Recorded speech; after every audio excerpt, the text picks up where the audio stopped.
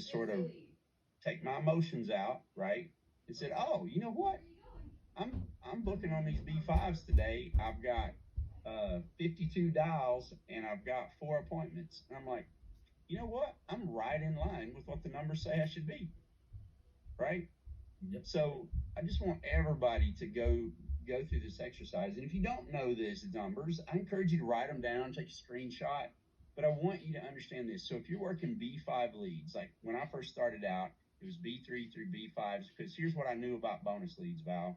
And you give me anything you got on bonus leads. I knew there was one of two things. Either somebody hadn't prioritized their budget enough to help them.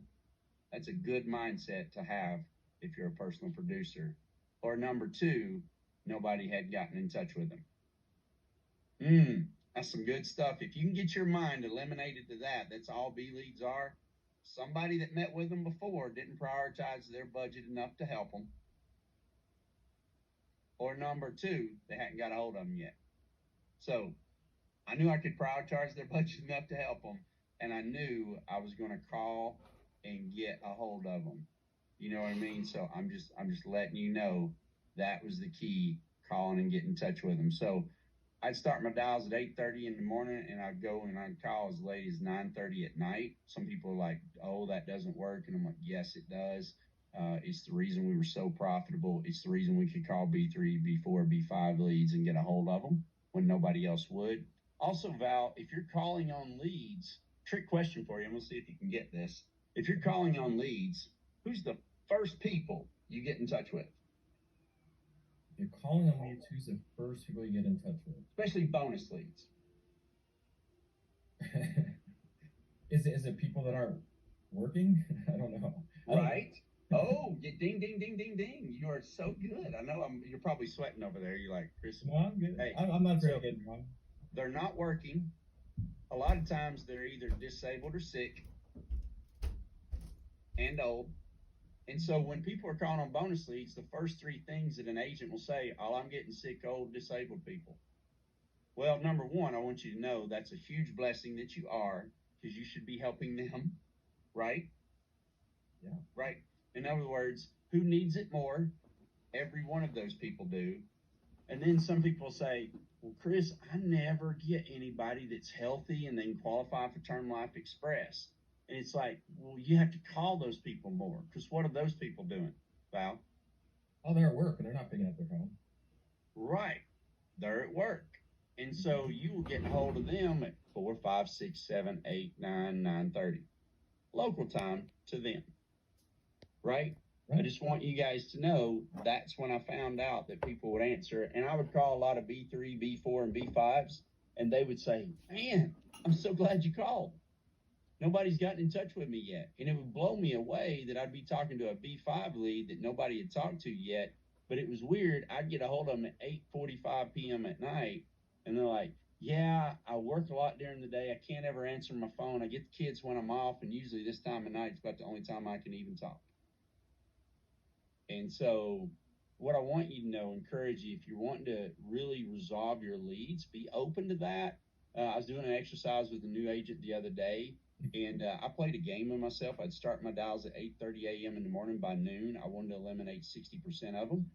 I took my leads, I took a stack of leads, or nowadays you guys do it on computer. I always printed mine out. It was just a thing that I did. I love doing it. I'd go through them, 3, 3, 3, 3, 3, boom. Eliminate some, 3, 3, 3, 3. Eliminate some, 3, 3, 3, 3. I mean, I dialed all of them 3 consecutive times and then turned it over. And then I would do it again. I would do it again up until 12 noon. In other words, that was the work process. Take a nice lunch, start that process over again. I continued. Usually by 3 o'clock during the day, Val, with that type of dialing, what do you think percentage of leads I was able to eliminate? Oh, I would say a high percentage, because they see that same number coming up again and again and again. Mm-hmm. Right? The key, not to get too deep into the psychology of the triple dial, but it's like first dial. I mean, who picks up their phone if they don't recognize the phone number? Most don't, right? If someone calls back, they're thinking, "Oh, this might be important." On the third one, especially if they got kids, they're thinking, "Where are my kids in there? Are they okay?" Right? Yeah. And remember, even without all that psychology, if you're calling on B5 leads, Val, you're going to book 1 out of every 10, right? 1 out of every 10. The good part is 1 out of every 10, it's only $2 a piece that you're investing in that lead. And now you have a chance, if you sell an average policy on a starting case, it's an average of $600. So $2 to make $600, right? Or let's say that's $20, right, to make $600. Because if you book appointments, right, and we know the percentage on that, we'll share that in a minute. So, Val, B1 leads, 3 to 4 no's. Maybe it's even 4 to 5 no's to get one appointment. If you're even in that range, you're helping families, and as a byproduct of doing that, B2s, you got 5 to 6 contacts for every one appointment. Keep in mind, these are contacts to appointments. So the yes is one appointment set. Val, leads to appointments, A leads. Here's the thing that I did always like about A leads, because a lot of you out there are like, well, should I invest in A leads? The answer is yes. With proper guidance and proper counseling from your mentor, if they think you're ready for it, every 10 of those would be 3 to 5 applications. Some people are like, why don't I go get those initially? Well, would you rather get good on $2 leads or $3 leads or $5 leads or $8 leads, or would you rather get good on $50 leads? Absolutely. Chris, can I give you a quick word picture? I'm gonna give you a quick word picture. So picture this. Can everybody in their mind just picture a row of apple trees? Okay? And your job is to harvest apples, right? So when it's an A lead, right? When it's an A lead, no one's been down that road. I mean, how hard is it, Chris, right? You still gotta work, you still gotta get up, get dressed, head out the door, pick up your basket, and go like this. Okay? Like in this analogy, you're going like this. In reality, you're going like this. Okay? So you're walking down that row, you're picking apples, right? Picking apples. Now, once you go down that row once, are there still apples on the tree? Yes. Obviously, right? But they're a little bit higher up on the tree. Those are called B1s. And guess what? On those, Chris, you might be able to kind of reach and grab some. Probably have to get a little step stool to grab some. All right? Now, after that person or that you go down that row a second time to B1, right? Can't reach them by hand anymore. Now you got to get a little ladder, Chris, right? You got to climb up and down every tree, right? With your basket in tow. B5s, Chris, these are just apples at the top of the tree. Just got to work a little bit harder, man. You got to stand on the top of the ladder and reach, but they're there. Right? Yeah. So when you're dialing those B5s, be any sort of bonus leads, I want you to picture just in your mind's eye an apple tree row of apple trees, right? Oh, yeah. And here's another powerful thing. Guys, in our agency, our number one producer the last 3 years, and this is not one person, this is spread out over a couple of people. The number one producer, what type of leads, Val, do you know? I'm just curious. Do you know what type of leads they actually worked? It was B1s, wasn't it? B1s last year. The 2 years prior were B5s. It was B5s, I know. Yep. That I know blows some of your minds, but I'm just telling you, that person just simply made more dials than everybody else. And guess what? They just found those apples, right? That were still, somebody didn't prioritize their budget enough to help them, or they hadn't gotten in contact with yet. Chris, check this out. So nobody raised their hand. So in your mind's eye, raise your hand if you think B5s are bad. Okay, raise your hand in your mind, not on the screen. All right. I have to tell you this. You're right. Okay, now let me ask the second question. Everybody, in your mind's eye, raise your hand if you think B5s are good. In your mind's eye, raise your hand. Guess what? You are also right. It's the mindset. Chris, you nailed it right at the beginning of this topic here. It's the mindset on how we go into it that affects everything. It's like Franklin Covey talks about wearing glasses, right? What's written on those glasses, right? B leads suck, right? I guarantee that's not written on the glasses of Elijah. Elijah says B leads are amazing, most profitable leads out there. And that's why he's the most top agent. Yeah. Because that's how he thinks. It's a mindset. I love that, man. And I'm pretty sure that's what the Alabama referees down in think, because they wanted to see the game with the Tennessee-Alabama game this week with those type of glasses, but they were Alabama fans, really, but they weren't refs. So that explains it. Same analogy. But no, I love that, Val. That was great. Thank you.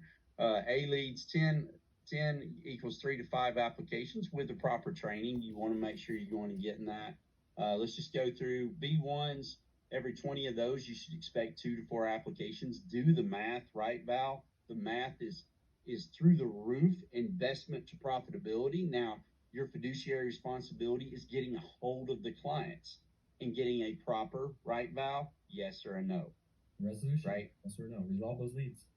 Yeah, and that's sticking to a script and getting a proper yes or a no. B3s, we'll just sort of go in the halfway of that. That's 60 to get 2 to 4. You'd be like, I had 60 people, and it's like, yeah, but if you call them like at JOB 8:30 a.m. and you do those 333s and you keep doing it, you're going to find a ton of people to help in a short amount of time, and you can resolve those 60s in 2 days. So your ATM that you're working, you can take that same 60 and take 4 weeks, and now you're making $1,200 over 4 weeks, or you can make $1,200 over 2 days. Val, which one stays in business? The one that does it in 2 days. Boom. And I'm telling you, that person loves the business. The one that takes 4 weeks to do that, guess what? They don't like the business as much. They're not near as profitable because $1,200 is not even paying their payments, right? And so that's a lot. Speak to that, Val. Oh man, it's hard, easy, hard, right? This business is, Chris. This business is hard if you work it easy. Somebody write that down. That is gold. Business is hard if you work it easy. Yeah, it's easy if you work it hard. Easy if you work it hard. And anytime I do a Dow session or Dow team, I say it almost every single time. Hey guys and gals, by the way, this is the hardest part of what we do. Yeah. Sitting in your air-conditioned office, whatever, right? And making phone calls. That is by far the hardest part of what we do. That's it. And here's the wonderful world, folks.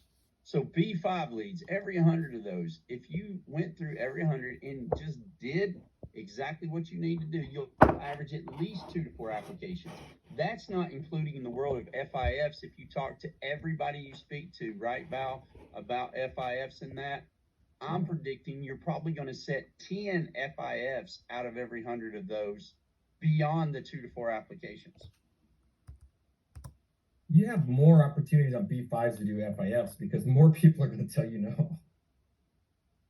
You're just going to be able to do more of FIF opportunities, right, good sir? Oh, yeah. Yeah. Yeah, so, when we say, like, there's a balance here, Chris. Like, I think what we need to get in our mind, too, is the highest profitability dollars to dollars, right, is the B5s, right? If you're working them right, the highest profitability dollar to dollar is B5s, right? But what are you investing more of? You're investing more of something that's far more valuable, which is time. Okay? Yeah. Which is time. So you're either investing a ton of time, or you're going to sway towards investing more money on the front end, right? With a lower percentage ROI, but doing it in a shorter period of time. You said you want to do it in 2 days or 2 weeks. That's how you do it in 2 days, right? Yeah. By just moving up that chain there. It's so true. And I promise you, I'm not putting the stars on there or the... Yeah, we got some fancy artists here. Yeah, I know. So I apologize, folks. It's not me. But somebody's creative, and that's awesome. I love the stars, by the way. The stars are awesome. Here's what we'll say, and we'll suggest a couple different things. Part-time agent, $250 to, say, $350 a week each in leads. Here's what the numbers bear out, and this is something that Casey and Brandon taught me. So if you're out there taking notes and you're wondering the amoeba side of this business, every $250, $350 in leads, you should net about $1,000 to $1,500 a week in return, as long as you're resolving those, sticking to the real script, sticking to the best script. I'm just telling you, that's the numbers. You stretch that over 6 weeks, consistently done for 6 weeks. You'll look back and did it, as long as you massive action, constant correction with somebody that's profitable. Full-time agent, invest minimum $350 to $400. I would say minimum $350 to $400 each week, depending on what you're wanting to make financially, though. Keep in mind, some of you may be full-time, and $250 may be the budget you need to meet your individual needs for where you're wanting to be financially. Some of you want to make $100K a year, $200K a year on your own pen, $300K a year on the own pen. Keep in mind, those are going to be more. I know Elijah's on here, and me and him have spoke about this. Last year, Elijah made $172,000 on his own pen. He invested $519 a week in leads. That was his lead budget for the year. So minus the $27,000, he netted $145,000 based on the leads he called, and that was bonus leads last year. How cool was that? And that really was without FIFs. With FIFs, that could probably add an additional $50,000 to $75,000 to his bottom line. And this year, he's on pace to make between $210,000 to $230,000 right now on his own pen. And so, what changed? His investment went up like $150 a week, $200 a week. So, yeah. Somebody's getting creative on our screen here. This is awesome. Anything else you want to add to that, Val? No, that's good stuff. Well, the one last thing too, it's like the returns are not linear, right? Like we talk about them as linear because that's more realistic, like conservative, I think is a better word, right? I mean, the reality is if you double your lead investment, you're likely, if you're doing massive action, constant correction, you're probably going to triple your profitability. Yes. If you're doing massive action, constant correction. Big right. Right. The scary part is it doesn't work the same way, folks. If you go out and say, well, I'm just going to buy my production. Well, if you don't follow it up with action, you're actually going to go the opposite direction. Yeah, it's true. So, all right. So I showed you that, but now I'm going to show you my heartstring, and we're not even going to need a computer screen with this, Tina, take that one off. Now I'm going to leave you with, all right, say you get the production and you wanted to do that because you wanted to provide a profitable backbone to your business. That's exactly why I personally produced when I first started. I had to provide a profitable thing so I could invest in an office staff, also put money in my bank account so I wasn't always stressed about the day-to-day operations of what we do here at Cook Financial Group. So how I did that was, so that was the cash cow, right? That's how I created my own personal cash cow, and then that's how I taught other people.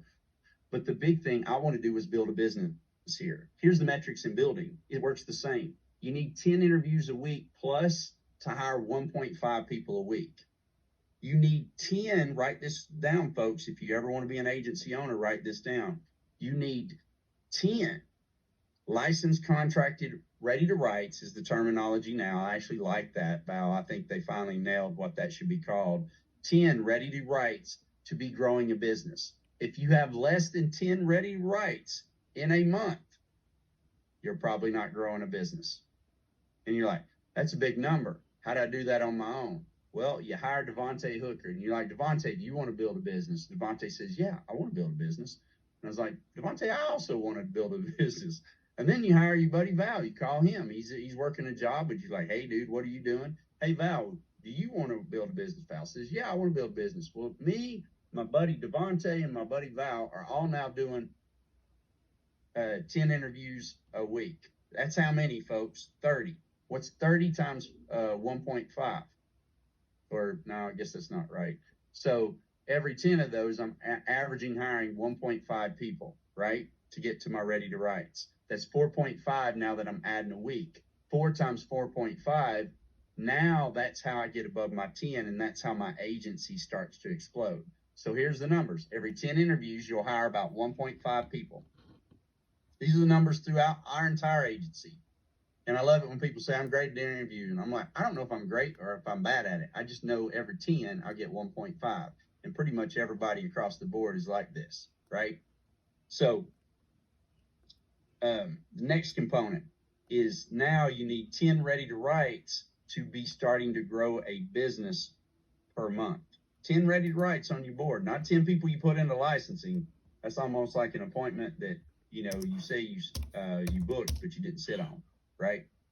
So you got to get to ready to writes. 10 or more start to grow. You need 15 for good growth, and you need 20 for explosion.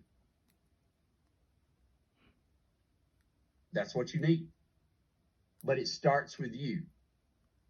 If you're part-time, I'm going back to the personal production component. You need 8 Zoom session appointments you sit with each week to create a profitable business.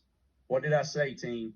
8 Zoom session appointments. I didn't say 8 phone call appointments, 8 Zoom session appointments each week to be profitable in personal production. You need 15 Zoom session appointments a week if you want to be wildly profitable, be able to afford infrastructure, that you need to average each week 15 Zoom session. And if you do that, you'll have enough to invest back in the business to create a machine where you can go out and create a big business here. And if you do it, it won't be forever. That's the key. Your personal production career won't be forever, but it will be delayed by your discipline. If you're not disciplined enough to continue to do it, you'll have to continue to do the other things in order to still chase that dream. So pray to goodness that added value to you guys today. I want to give you some just basic ingredients that all of you probably heard before. Maybe I gave it to you in a different light. Maybe you heard it today, or maybe I just bored you and you got to play Spider Solitaire a little bit harder while you listen to me. Maybe that's the case. Either way, I hope it add value to you, and I pray that you and your businesses get whatever you want out of it this week. Go out there, make it happen for you and your family. Cool. Appreciate you, Val Zarn. You're the man, sir. Appreciate you too.